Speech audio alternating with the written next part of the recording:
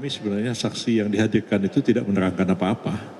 Ya, hanya ya, ngomong-ngomong saja, nggak jelas apa yang diomongkan dan tidak begitu relevan untuk dijadikan sebagai alat bukti di dalam persidangan. Dan karena itu kami berkeyakinan dari pertanyaan-pertanyaan yang kami ajukan dan tidak terjawab sebagaimana yang seharusnya dijawab, kami akan menuangkannya nanti dalam kesimpulan. Pada akhirnya kami akan menyampaikan kepada majelis hakim untuk menolak keterangan saksi dan keterangan ahli yang disampaikan dalam persidangan ini. Selanjutnya silakan Pak Oto menambahkan. Teman-teman semuanya, seperti yang Pak Yusril katakan tadi itu, memang kalau kita lihat tadi, kita dengar bersama ya, ahli-ahli yang diajukan itu tidak pernah menjelaskan tentang kasusnya. Yang dicerahkan juga narasi-narasi juga dan ketidakpuasan terhadap persidangan ini. Jadi sama sekali jauh panggang dari api, ya, jauh panggang dari api. Saksi fakta yang diajukan itu lebih parah lagi. Salah satu contoh umpamanya tadi ada saksi dari luar negeri bercerita tentang bagaimana sirekap dan sebagainya, tapi ketika kita tanya ada aslinya atau tidak, nggak ada, dia nggak bisa dapatkan. Jadi dari mana data tahu? Ya dia lihat hanya dari screenshot. Nah, bagaimana kita bersidang di pengadilan yang mulia ini membicarakan suatu bukti asal usulnya kita tidak tahu, aslinya tidak ada. Nah, kira-kira begitulah kualitas daripada saksi yang disampaikan. Jadi memang kita tidak merasa susah payah melihat dengan adanya saksi-saksi yang diajukan dan ahli tadi itu, kita yakin sekali bahwa permohonan ini mungkin tidak akan dikabulkan kalau diberdasarkan saksi-saksi dan keterangan ahli ini. Gitu yang kita sampaikan. Ini Pak Hotman. Belum Pak Hotman, sedikit tambahkan. Sebagai satu contoh tadi saksi ahli, bukan saksi ahli hukum yang dihadirkan di sini panjang lebar menerangkan tentang terkaitan dengan kewenangan-kewenangan pemilu. Saya tanya persoalan simpel aja, ya. Ahli bisa membedakan nggak antara sengketa proses dan sengketa hasil? Dia bilang bisa, ya. Pendaftaran Pak Gibran sebagai calon presiden itu termasuk proses atau hasil? Itu proses, bukan hasil. Kalau hasil kewenangan MK. Jadi selesai jawabannya. Kalau saya beda, di awal persidangan ini kuasa hukum 01 mengatakan Hotman akan menangis. Tadi malah saya ketawa-ketawa, lucu semuanya. Lucu ya. Karena sepertinya mereka sangat kacau balau dalam membuat saksinya. Yang pertama, mereka selalu mendalilkan peraturan KPU mengenai umur 40 tahun belum dirubah pada saat pendaftaran Gibran. Mereka lupa nggak ada putusan Mahkamah Konstitusi nomor 90 yang mengatakan boleh asal pernah kepala daerah. Dan di pasal 47 Undang-Undang Mahkamah Konstitusi disebutkan putusan Mahkamah Konstitusi berlaku sejak diucapkan. Jadi nggak perlu menunggu dirubah peraturan KPU. Yang kedua, yang paling lucu bikin saya ketawa adalah tadi ada ahlinya mengatakan bahwa Jokowi melanggar undang-undang korupsi, bansos, melanggar undang-undang APBN. Pertanyaannya, bagaimana mungkin Mahkamah Konstitusi mengabulkan permohonan mereka dengan mengatakan Jokowi melanggar undang-undang tindak pidana korupsi dan melanggar undang-undang APBN, sedangkan Jokowi dan menterinya bukan pihak dalam perkara ini, dan Mahkamah Konstitusi tidak punya kapasitas untuk menentukan apakah ada korupsi atau tidak. Makanya saya bilang tadi, saya ketawa.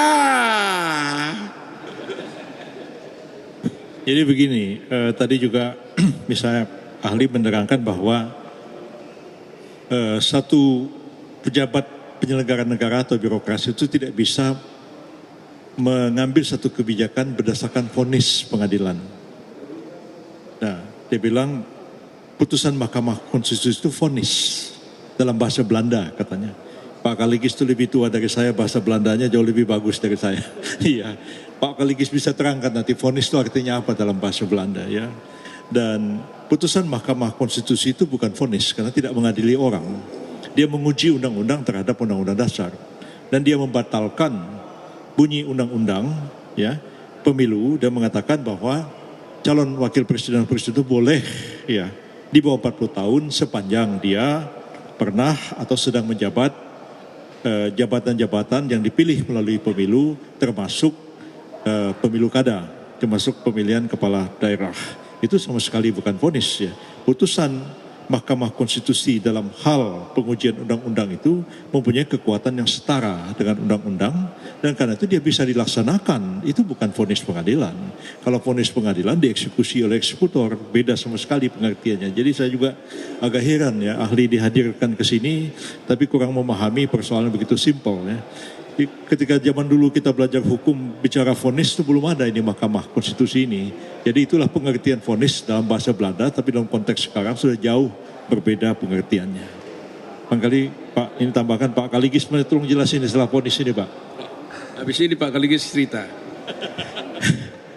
Dari tadi banyak saya di kontak wartawan selalu pertanyaannya mengenai soal bansos. Dan ini selalu menarik kali ya. Jadi soal bansos tadi itu sudah dijelaskan persidangan. Ada ahli menceritakan tentang teori pork barrel, di mana dalam teori ini katakan bahwa ada upaya menggelontorkan suatu dana kepada masyarakat untuk pemilih tertentu. Lantas saya tanya dalam persidangan, ini kan bansos kan dibuat dalam satu undang-undang. Kalau dibuat dalam satu undang-undang, berarti yang terlibat di sana adalah pemerintah dan DPR. Nah, kalau DPR terlibat, di sana semua ada partai politik. Ada PDIP, PKS, Demokrat, Gerindra, Golkar, Nasdem, semua ada di sana. Artinya ketika undang-undang ini dibuat, semua partai politik yang terlibat dalam pemilu itu menyetujuinya. Ya kan? Nah, pemerintah dan Pak Jokowi dituding-tuding sekarang salah. Saya tanya dalam persidangan tadi, kalau presiden atau pemerintah melaksanakan undang-undang tentang bansos, salah enggak?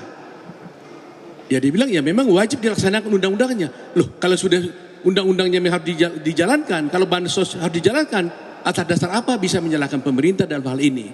Jadi kami melihat di sini, sekiranya nanti menteri diundang, mudah-mudahan juga diundang oleh Mahkamah Konstitusi, saya kira akan lebih jelas lagi bahwa apa yang mereka dalilkan soal bansos itu sama sekali tidak terbukti untuk kepentingan dari 02, tapi itu adalah kepentingan masyarakat yang didasarkan pada undang-undang yang disepakati bersama oleh semua partai yang ada di dalam peserta pemilu.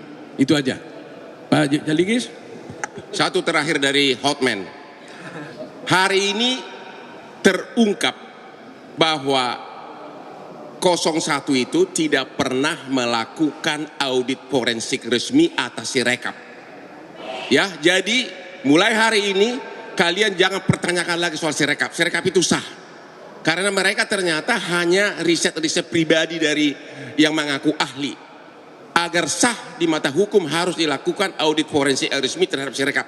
Itu tidak mereka lakukan hari ini. Makanya saya semakin ketawa terus lihat mereka berdalil-dalil. Apalagi Pak Bambang, saya dia ngomong gua ketawa melulu. Kalau vonis abstrak Pak. Abstrak kalau vonis. Jadi kalau putusan nomor 90 itu erga omnes, final and binding. Kemudian tadi ada tuduhan-tuduhan deceit, penipuan. Ada tuduhan-tuduhan Presiden Jokowi penjahat katanya. Itu kan mesti melalui undang-undang. Karena sumpah Presiden pasal 9 adalah taat undang-undang. Melanggar undang-undang adalah kejahatan jabatan. Tapi itu mesti melalui vonis, melalui acara. Itu diatur di bab 28 Kitab Undang-Undang Hukum Pidana pasal 413 sampai dengan 437. Silakan lihat pasal 421. Kejahatan jabatan itu kalau kita menabrak undang-undang. Ini mereka sekali lagi cuma omon-omon. Terima kasih.